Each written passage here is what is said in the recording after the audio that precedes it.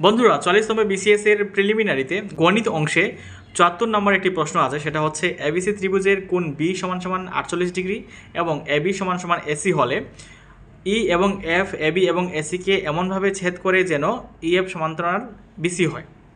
তাহলে কোণ এ প্লাস কোণ এ এফ ই সমান সমান কত? সো এই প্রশ্নটি সমাধান করার জন্য প্রথমে আমরা এমন একটা ত্রিভুজ আঁকবো যেখানে দুইটি বাহু এবি এবং এসি সমান হয় এবং ওই ত্রিভুজের কোণ বি সমান সমান ৪৮ ডিগ্রি হয়।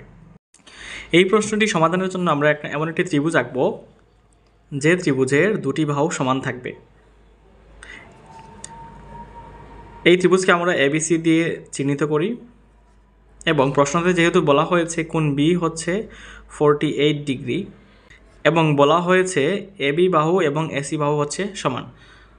সো আমরা জানি কোনো একটি ত্রিভুজের যদি দুটি বাহু সমান থাকে তাহলে সেই ত্রিভুজকে বলা হয় সমদ্বিবাহু ত্রিভুজ। এবং আমরা জানি কোনো একটি সমদ্বিবাহু ত্রিভুজের যে দুটি বাহু সমান থাকে তাদের বিপরীত কোণগুলো পরস্পর সমান হয়। তাহলে খেয়াল করে দেখুন, এসি বাহুটির বিপরীত কোণ হচ্ছে কোণ বি এবং এবি বাহুটির বিপরীত কোণ হচ্ছে কোণ সি।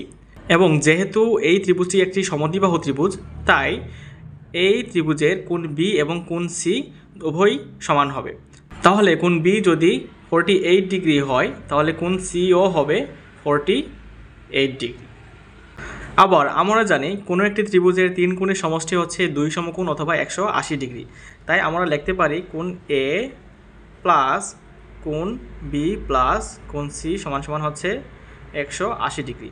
তাহলে এখান থেকে আমরা খুব সহজেই কোণ এ এর মান বের করতে পারবো। সেটা হচ্ছে 180 থেকে আমরা কোণ বি এবং কোণ সি এর মানটা বিয়োগ করব।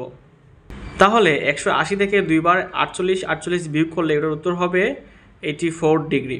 তাহলে আমরা কোণ এ এর মান পেয়ে গেলাম, যা হচ্ছে 84 ডিগ্রি। আবার প্রশ্নতে বলা হয়েছে এবি এবং এসি বাহুকে এমন একটি ছেদক ছেদ করে যাতে ওই ছেদকটি বিসি বাহুর সমান্তরাল হয়। তাহলে আমরা এবি এবং এসি বাহুর উপর একটি ছেদক আঁকি এবং এটার নাম দেই ইএফ। তাহলে খেয়াল করে দেখুন, এখানে বিসি সমান্তরাল ইএফ অথবা ইএফ সমান্তরাল বিসি আমরা লিখতে পারি বিসি সমান্তরাল ইএফ।